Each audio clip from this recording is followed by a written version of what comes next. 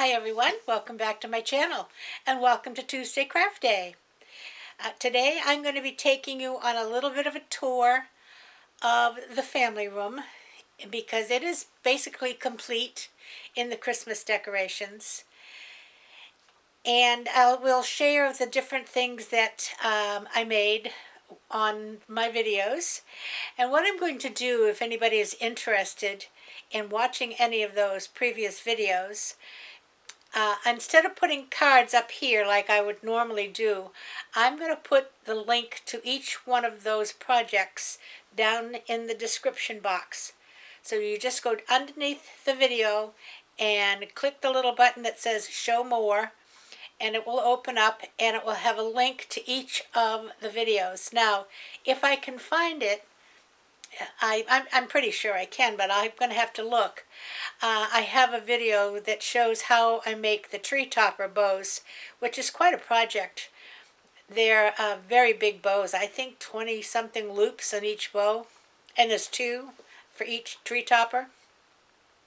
Now, this is just going to be kind of a preliminary look through, and we'll check out what's on the baker's rack and the other projects we've put together. When the house is complete, and we hope to get it complete by the end of this week.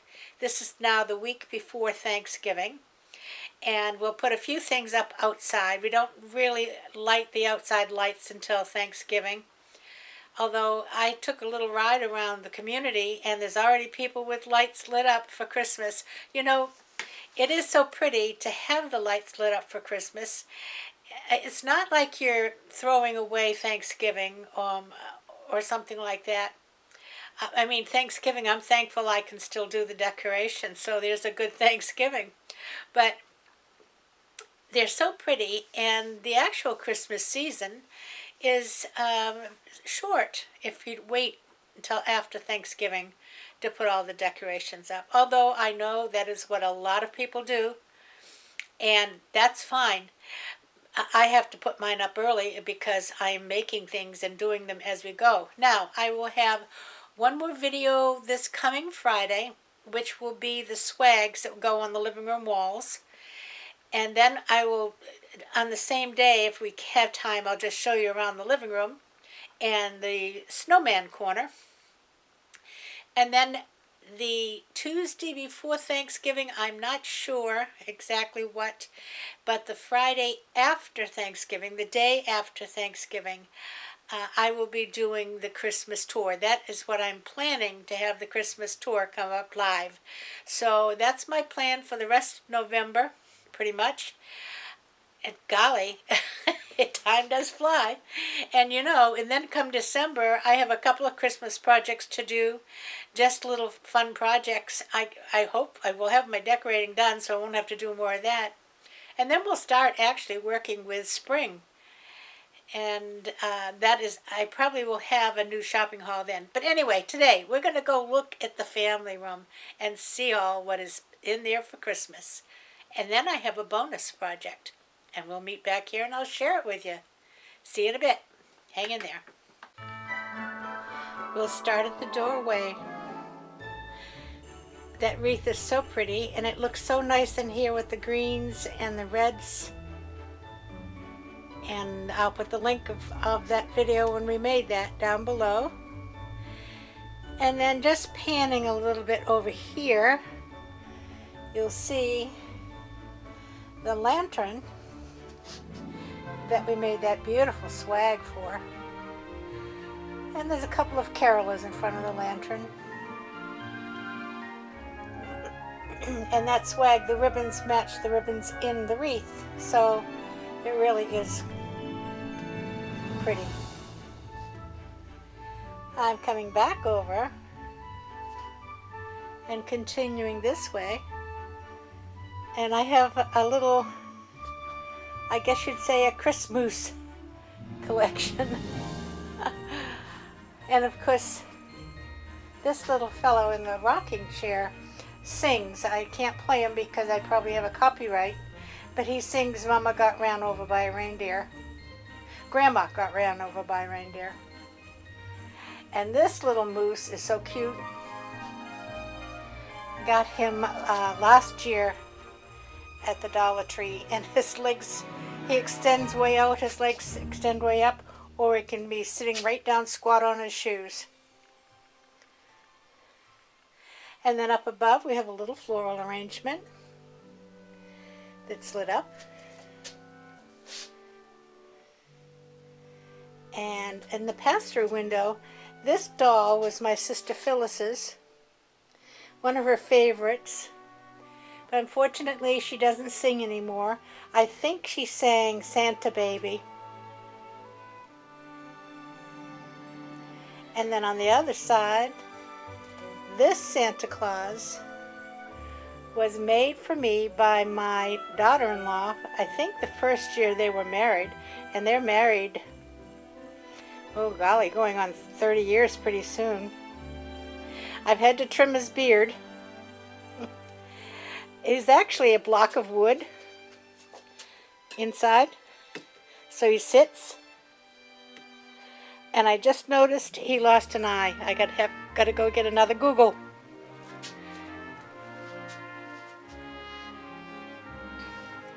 And then next to Santa is the tree.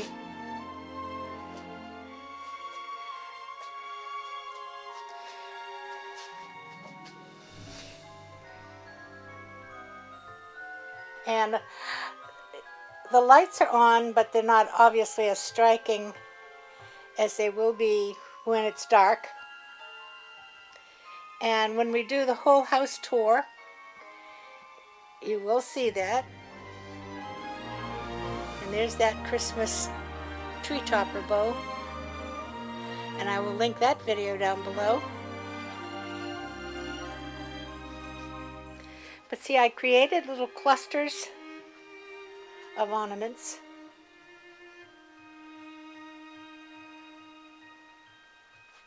And the poinsettias came from Walmart. And they clip on. That's really nice. Now this is a 7-foot tree. We do have 9-foot ceilings out here. So there's plenty of room.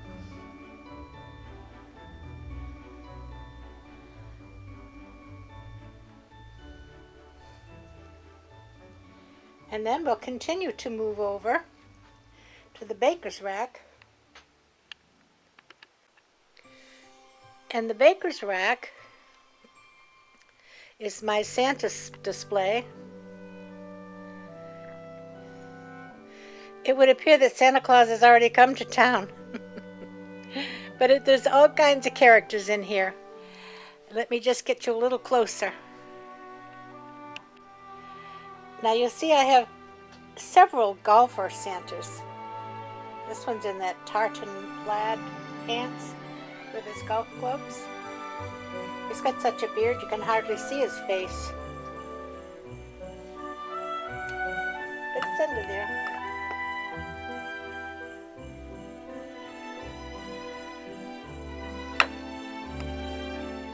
The football player. Some little China Santas. That's Angry Santa in the back there.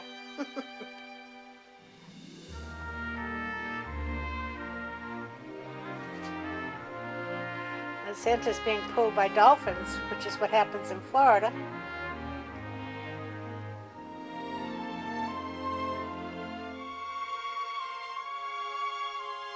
Checking his list. And here's another golfer. He's a big guy. And this guy's a jazz Santa. And he plays, but I'm not going to play him because there'll be copyright problems. And we have a Santa head and some roly-polies up here.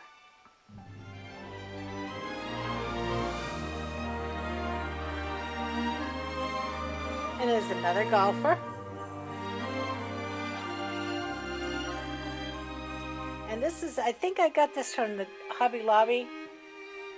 And they're so cute, they just sit on the edge. And another jazz Santa. And that's a pretty one. And then up the top, I have these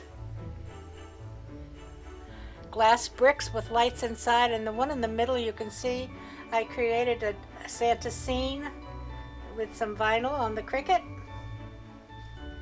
And this one up here is handmade. It's probably the only one worth a lot of money.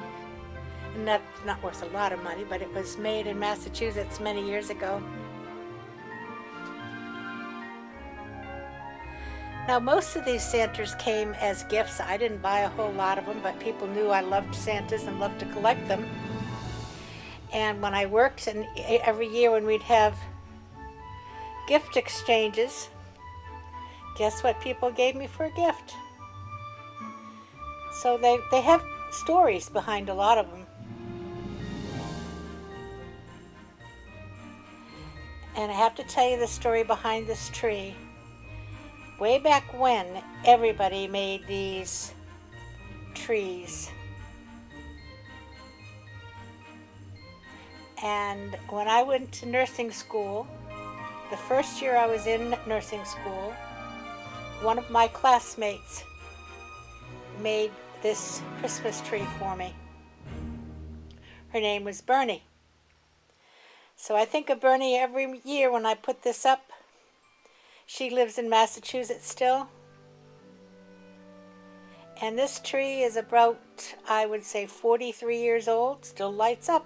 I had to buy some new bulbs, and you know, I could find them. I was surprised. That's quite an ancient tree. So there's my Santa Claus display. We're going to come around one more time at the tree and continue coming around until we get back over to the coffee table and the couch.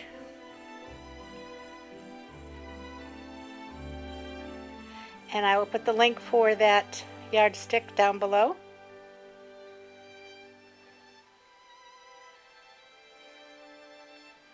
So let me back up and see if I can get you a pretty good perspective of the whole room.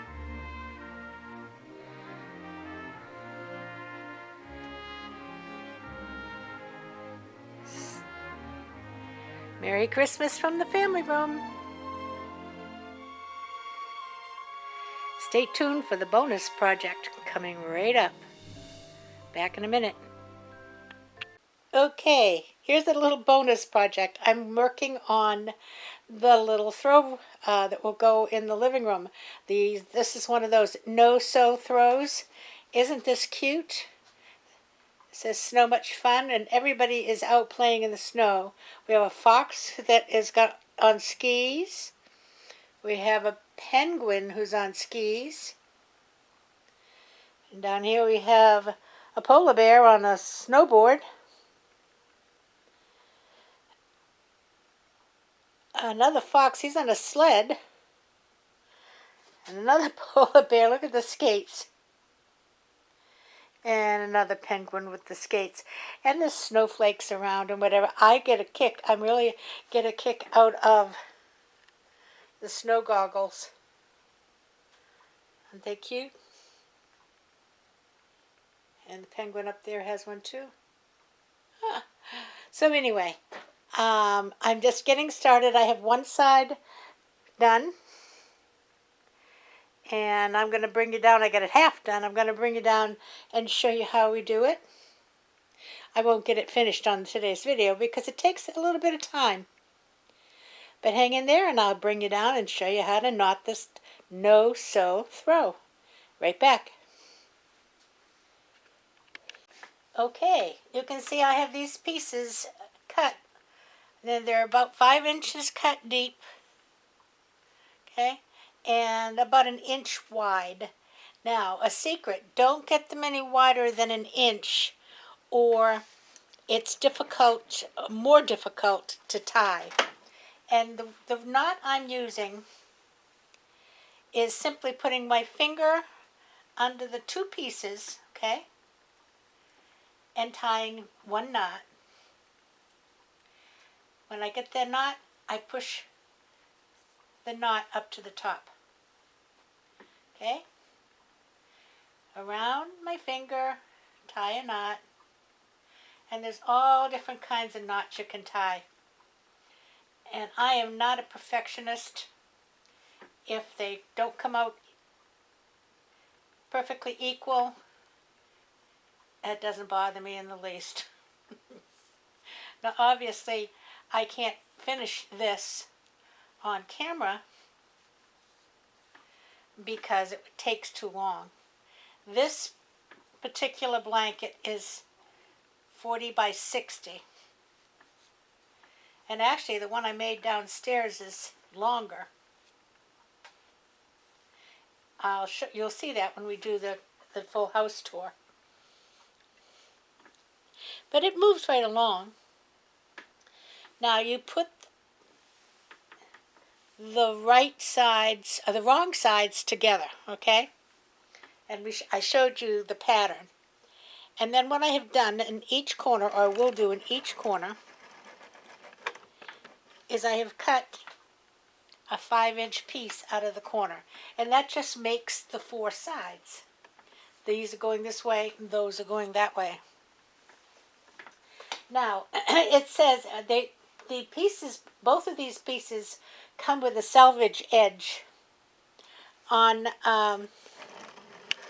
2 of the sides, and I'll just keep tying while I'm talking.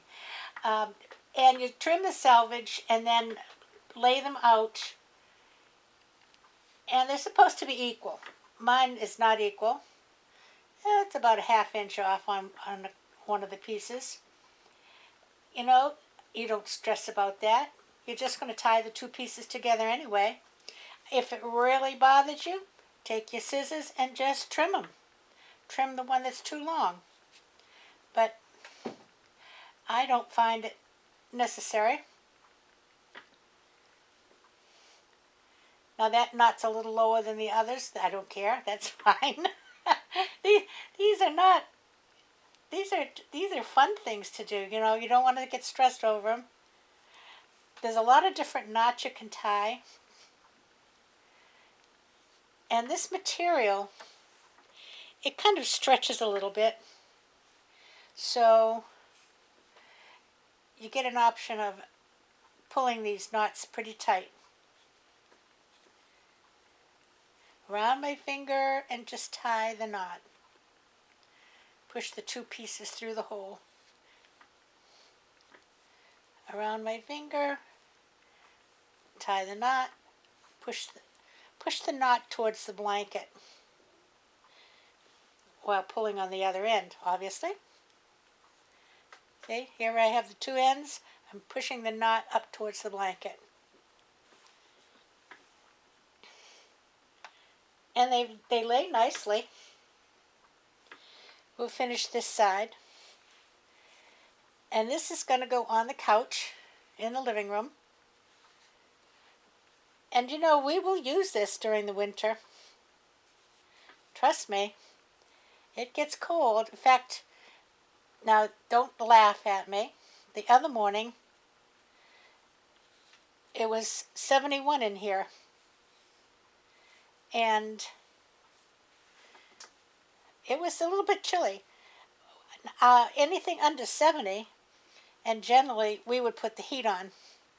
But the problem with putting the heat on is the house gets so warm that you have the heat on for about an hour or so, and then you have the windows open. So it kind of defeats the purpose. But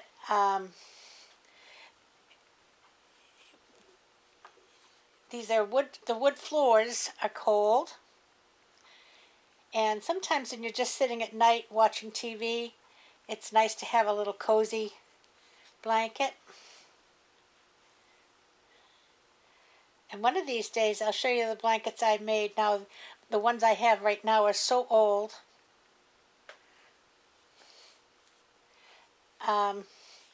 They're called quillos, but that is a sewing project. And I've had them for years, and we use them every single day. My husband gets cold at night when he goes to bed, so he not only has a blanket on the bed, he brings this little quillo blanket to bed with him. Okay, 3 more on this side. See, around my finger. Push it through. Pull the knot up to the top. And I'm not one to be teaching somebody how to make these. This is only the second one I've ever done. And they're certainly by no means perfect. But you know what? This is a fun little project. You don't need any tools. Well, you need a pair of scissors.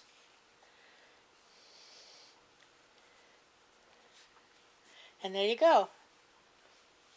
There's one side done. Okay? So that's how you do one of these no-tie throws. And I'm going to now flip this. I always have the working side over here. This is on the top of a bed, you can see. And I'm sitting in a chair.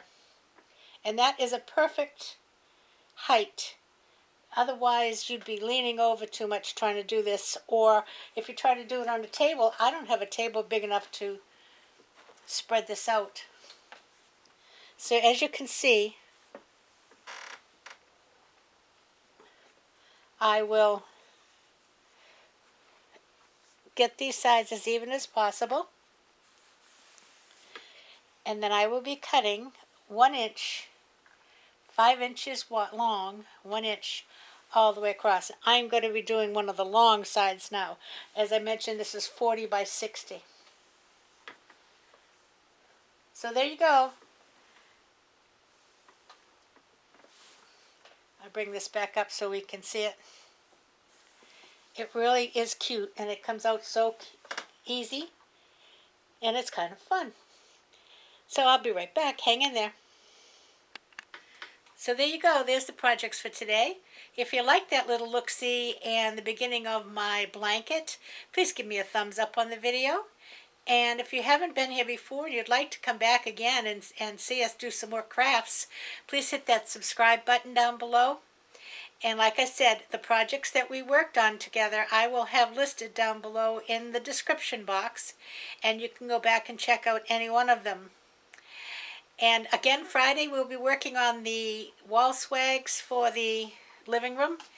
And that should be the last that we need to do in there. And we'll take a little peek around that room. So until then, I hope everybody has a great afternoon. Keep warm, keep dry, stay safe, wear your mask where appropriate, keep your distance where appropriate. Take your vaccine, please, if you're so inclined. And until I see you Friday, everybody, play nice now. Love you. Bye-bye.